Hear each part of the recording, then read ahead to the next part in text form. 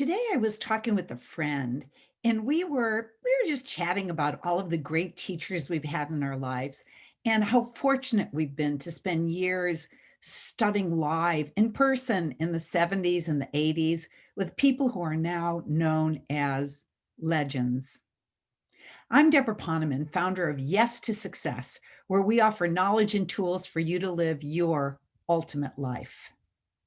Well, after taking a walk down memory lane, I shared that as much as I loved and still love all of those amazing beings, I had to admit that it wasn't until 1988 that I met one of my truly greatest teachers.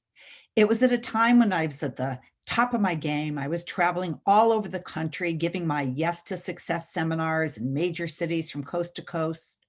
I had reps teaching in 7 countries on 4 continents, decades before the internet made international communication instantaneous.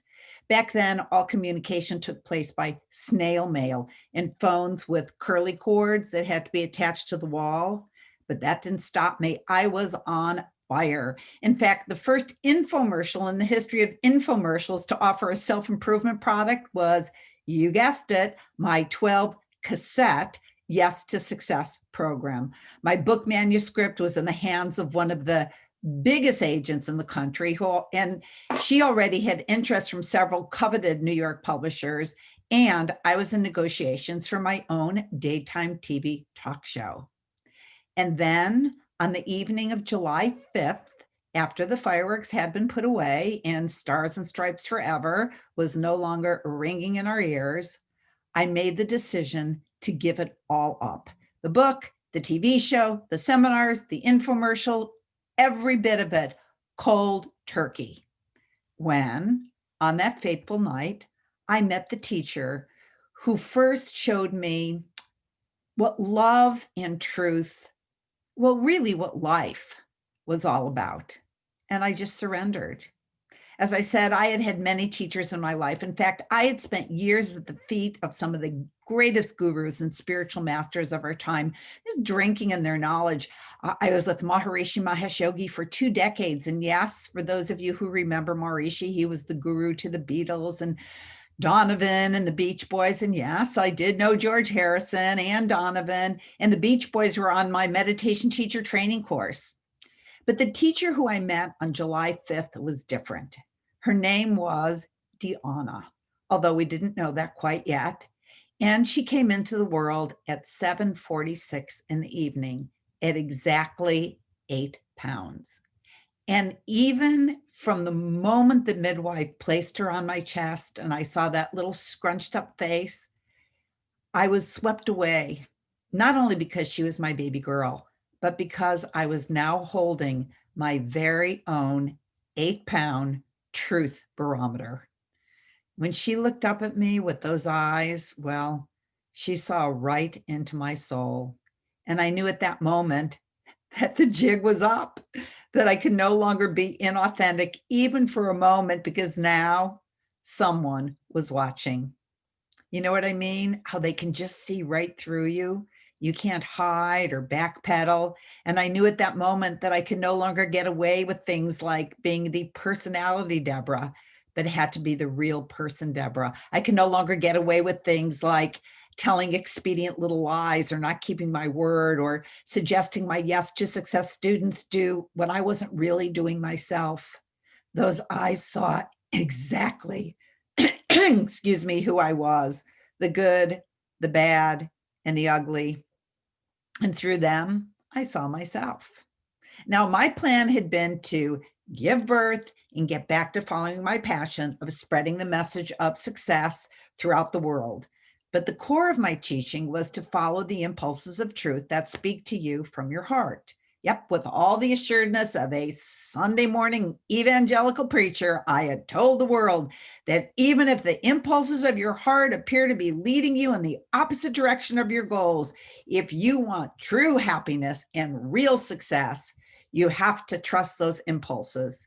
And on that fateful day in 1988, the impulses of my heart were saying it was time for my speaking career to come to a screeching halt, because I didn't want to leave that little baby to go to the bathroom, let alone to speak around the world. So at that moment, I made the decision to become a full-time mom at home, and there I remained for the next 21 years, since your brother was born 3 years later. I exchanged my seats in the business class cabin for a seat on the floor in kinder gym, and my chic business attire for t-shirts and sweatpants that could be thrown up and pooed upon, and my brilliant speeches on how to create a life of success for brilliant speeches on why you should share your toys and eat your broccoli, and later on, why you should answer your phone when you were supposed to be home at 11 and it's now midnight, or at least pretend that you didn't not see my frantic texts. And the most astounding thing was I thought my speeches were really very compelling, and I never got even one round of applause, let alone a standing ovation. But the reality was I was no longer the indisputable authority on all things success. There was a new success expert in town, and the lessons were coming fast and furious. One of my very first memorable lessons was imparted when Deanna, she couldn't have been more than 3 years old because I was pushing her down the street in her stroller. And as we passed a beautiful rose garden, I exclaimed, "Oh, Deanna, can you believe how God could have created something as beautiful as a rose? He is the most amazing artist." To which she replied without skipping a beat, "Mommy, how do you know that God is a he?" Well, needless to say, being the consummate feminist I thought I was, I immediately explained, "Oh, no, no, no, no, no. God has no gender. And what I meant to say was he or she." But Deanna would have none of it. And at 3 years old, she admonished me, saying, "Well, Mommy, if you meant he or she, you shouldn't just say he." So, lesson number one, say what you mean. And if you screw up, admit it. And as she got older, it really got worse, or maybe I should say it really got better. When she was in her 20s and she was a personal stylist at Nordstrom. In fact, she was the youngest personal stylist in the history of Nordstrom, Michigan Avenue here in Chicago. And she was fantastic at what she did. And I remember one day, like it was yesterday, when she said to me out of the blue, "By the way, Mom, I know you're disappointed in me that I'm not out saving the starving children or teaching meditation or joining the Peace Corps and I'm just a stylist." To which I replied, "Oh, Deanna, you're so wrong. I'm so proud of you." But as usual, Deanna would have none of it. And in her no BS manner said, "Okay, Mom, I'll let you live your delusion. But I want you to know I hear how you apologize to your friends when you tell them I'm a stylist.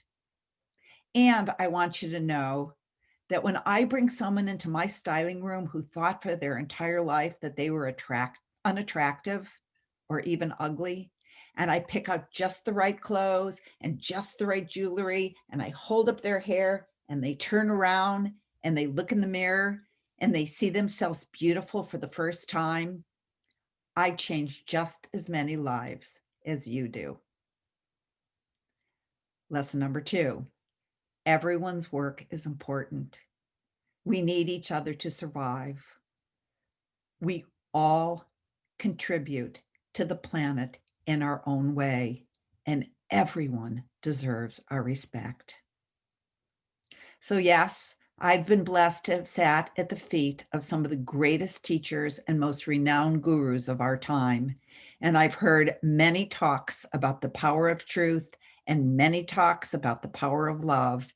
But if I had to say whose teachings have had the most profound and lasting effect on my life, I would have to say without a doubt, it's been the teachings and the examples of the two gurus who call me Mom. Thanks for listening. Lots of love to you.